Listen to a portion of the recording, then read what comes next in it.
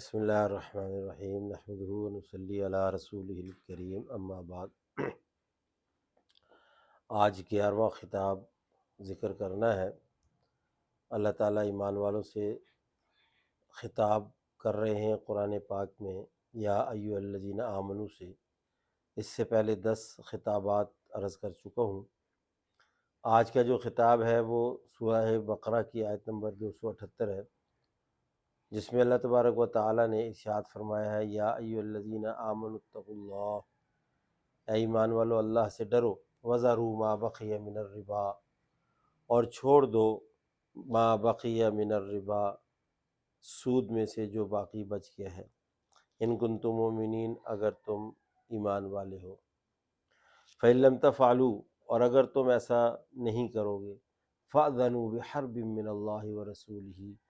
تو تم تیار ہو جاؤ اللہ اور اس کے رسول سے جنگ کے لیے، وَإِن تُبْتُمْ فَلَكُمْ رُؤُوسُ أَمْوَالِكُمْ، اگر تم توبہ کر لیتے ہو تو تمہارے لیے رؤوس اموالکم، اصل مال ہے، لا تظلمون ولا تظلمون،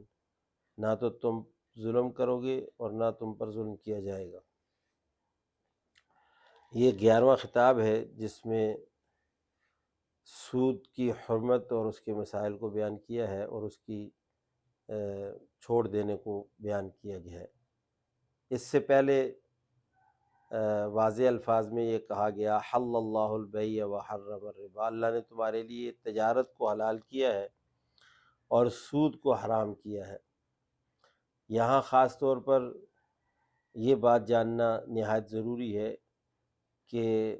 سود کسے کہتے ہیں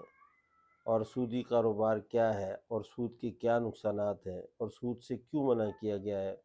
سود سے منع کرنے کی حکمت کیا ہے، یہ ساری باتیں جاننا ضروری ہیں۔ لیکن ان باتوں سے پہلے اس آیت کا شان نزول سمجھنا ضروری ہے۔ جس وقت مکہ فتح ہو چکا تھا، فتح مکہ کے بعد کا یہ واقعہ ہے کہ مکہ میں بنو مخزوم اور بنو ثقیف، یہ دونوں قبیلے آباد تھے جن کا آپس میں سودی لین دین تھا، اور بنو مخزوم جو ہے یہ مسلمان ہو گئے تھے، بنو ثقیف مسلمان نہیں ہوئے تھے۔ تو اب بنو ثقیف مطالبہ کر رہے تھے مخزوم سے، بنو مخزوم سے اپنے سودی لین دین کا، تو یہ اس بات پر تیار نہیں ہو رہے تھے کہ ان کو دیا جائے، کیونکہ سود کی حرمت نازل ہو چکی تھی۔ اب یہ مقدمہ اس وقت کے جو مکہ کا گورنر جن کو مقرر کیا گیا تھا حضرت معاذ رضی اللہ تعالیٰ عنہ کو، تو ان کے پاس لایا گیا۔ تو حضرت معاذ رضی اللہ تعالیٰ عنہ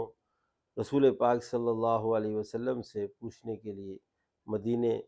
مدینہ پاک میں اس مسئلے کو پیش کیا گیا کہ اس طریقے سے لوگ کہہ رہے ہیں۔ اس پر پھر یہ آیات نازل ہوئیں۔ اللہ رب العزت نے فرمایا کہ یا ایھا الذین آمنوا اتقوا اللہ، سب سے پہلے تو یہ حکم دیا کہ اے ایمان والو اللہ سے ڈرو۔ یہ خاص انداز ہے اللہ تبارک و تعالیٰ کا کہ جب بھی کسی خاص مسئلے، کسی خاص چیز سے ممانعت کا کہا گیا ہے تو اس سے پہلے اللہ تعالیٰ ضرور اپنے آخرت کی یاد، اپنے عذابات سے ڈرانے اور اپنی جہنم سے ڈرانے کا کہتے ہیں کہ یہ خوف دل میں پیدا ہو کہ اللہ تعالیٰ نے اگر ہم برائی کو نہیں چھوڑیں گے تو اس کے عذاب تیار کر رکھے ہیں۔ تو اللہ تبارک و تعالیٰ نے اسی لیے، یہ چونکہ ایک وہ چیز ہے جس کی مضرت، جس کا نقصان بہت زیادہ ہے، تو اس لیے اللہ تبارک و تعالیٰ نے اس سے منع کرنے کے لیے سب سے پہلے اپنے تقوی کا ذکر کیا ہے۔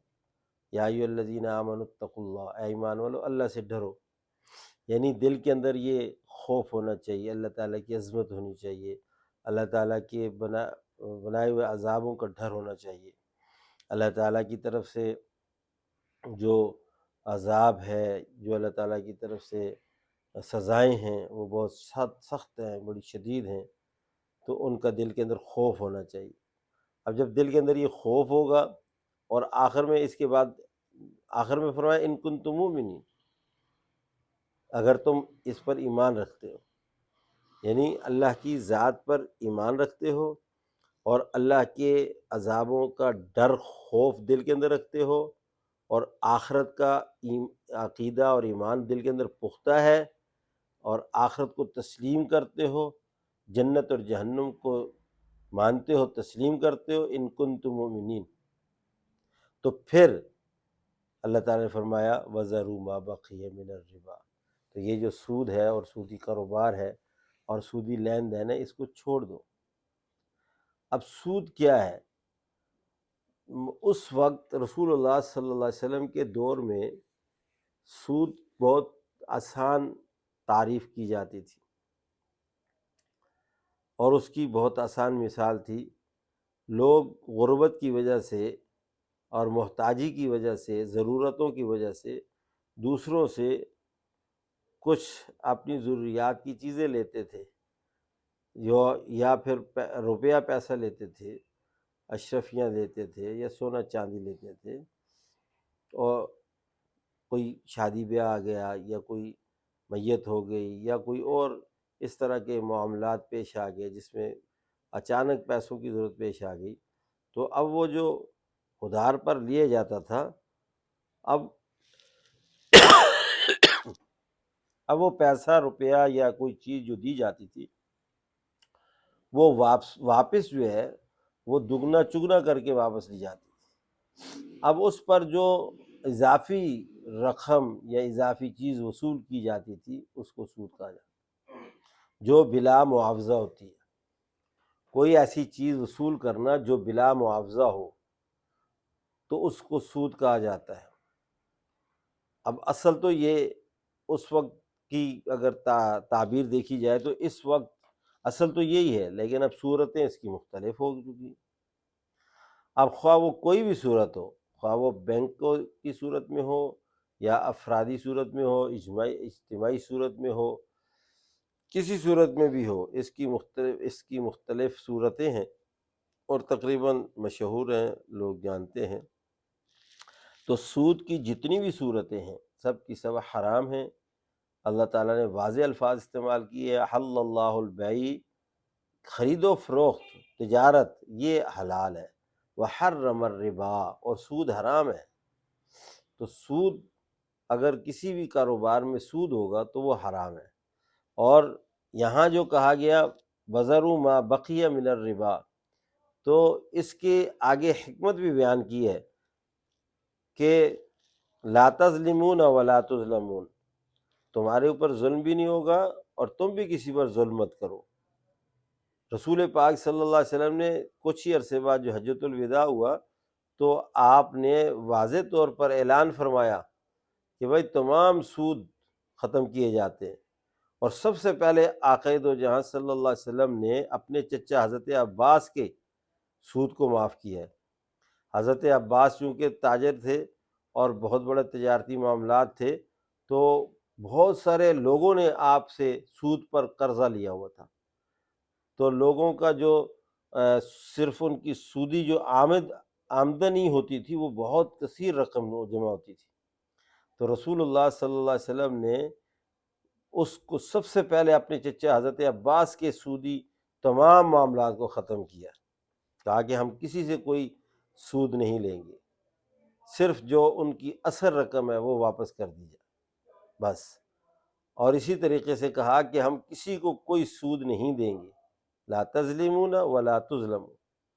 کسی کو اب ہم سود دے، اب ہماری اصل جو رقم ہے ہم صرف اصل رقم واپس کریں گے، اس کے اوپر کوئی سودی لین دین ہم واپس نہیں کریں گے۔ اور ایک بہت ہی سخت وعید اس پر سنائی کہ اگر تم لوگ باز نہیں آؤ گے اور اگر اس کاروبار کو جاری رکھو گے فَإِن لَّمْ تَفْعَلُوا فَأْذَنُوا بِحَرْبٍ مِّنَ اللَّهِ وَرَسُولِهِ، پھر اللہ اور اس کے رسول کے ساتھ جنگ کے لیے تیار ہو۔ یہ بہت سخت قسم کی وعید سنائی ہے۔ اس سے واضح ہوتا ہے کہ یہ انتہائی وہ عمل ہے، وہ گناہ ہے جس کا گناہ بہت سخت ہے، جس کی سزا بہت سخت ہے۔ رسول پاک صلی اللہ علیہ وسلم نے بھی اس کی بہت مذمت کی ہے۔ اس کی وجہ کیا ہے، اس کی حکمت کیا ہے کہ اس کی وجہ اور حکمت یہ ہے کہ اس کے نقصانات بہت زیادہ ہیں، معاشرتی طور پر، اقتصادی طور پر ان معاشرے کے اندر سے امن، چین، سکون اور راحت ختم ہو جاتی ہے۔ اس کی وجہ یہ ہے پھر خاص طبقہ جو مالدار ہے، جو امیر ہے، وہ امیر تر ہوتا چلا جاتا ہے اور غریب غریب تر ہوتا چلا جاتا ہے، مال و دولت چند ہاتھوں میں سمٹ کر کے رہ جاتی ہے اور معاشرتی زندگی عذاب بن جاتی ہے۔ چند لوگ وہ پیسے کی جو پیسے سے اپنی تجوریاں بھرتے رہتے ہیں اور وہ عیاشیاں کرتے ہیں، اور وہ لوگ جو ان کو سود دیتے رہتے ہیں، وہ ظلم کی چکی میں پھنستے رہتے ہیں، وہ کبھی بھی پنپنے نہیں پاتے، کبھی بھی اٹھ نہیں سکتے، سر گردن اٹھا نہیں سکتے۔ یہ انتہائی ظالمانہ قانون ہے اور اس قانون کو ختم کرنا ضروری سمجھا گیا، اس لیے کہا فَإِن لَّمْ تَفْعَلُوا فَأْذَنُوا بِحَرْبٍ مِّنَ اللَّهِ وَرَسُولِهِ، اگر اس کو ختم نہیں کرو گے پھر یہ سمجھو کہ تم اللہ رسول کے ساتھ جنگ کر رہے ہو، کیونکہ اللہ تعالیٰ کو امن پسند ہے، اللہ تعالیٰ امن والے ہیں اور امن کو پسند کرتے ہیں، اور سودی لین دین یہ امن نہیں ہے بلکہ بد امنی ہے، بے سکونی ہے، معاشرے کے اندر انتہا درجے کی بے سکونی پیدا ہو جاتی ہے۔ خاص طبقہ وہ مال و دولت کو اپنی تجوریوں میں جمع کر کے وہ اپنی عیاشیاں کرتے ہیں، اور ایک دوسرا طبقہ غریب سے غریب تر ہوتا چلا جاتا ہے، اور یہ جو تفریق ہے، یہی تفریق امن، سکون اور راحت کو برباد کر دیتی ہے۔ پھر بغاوتیں پیدا ہوتی ہیں، دلوں میں نفرتیں پیدا ہوتی ہیں، دلوں میں پھوٹیں پیدا ہوتی ہیں۔ اس لیے اللہ تبارک و تعالیٰ میں آپس کی محبت نصیب فرمائے اور سود سے بچنے کی توفیق عطا فرمائے۔